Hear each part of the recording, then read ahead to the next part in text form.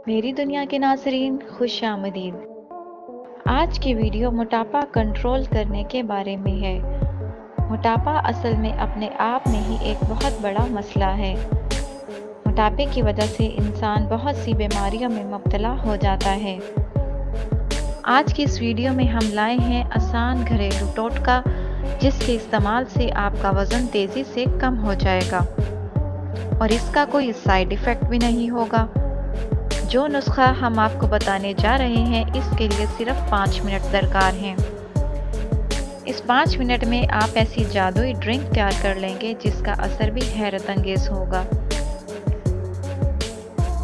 ये एक ऐसा ड्रिंक है जिसके इस्तेमाल से आपका मोटापा पूरे जिस्म से रिड्यूस होगा और इसको पीने से ना तो आपके मुंह का जायका ख़राब होगा और ना ही आपको किसी किस्म की कोई तकलीफ़ या एलर्जी होगी।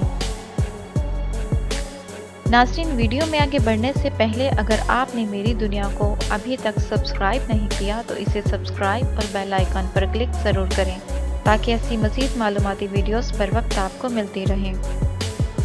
तो चलते हैं अपने घरेलू टोटका की तरफ। इसको बनाने का तरीका कुछ इस तरह से है।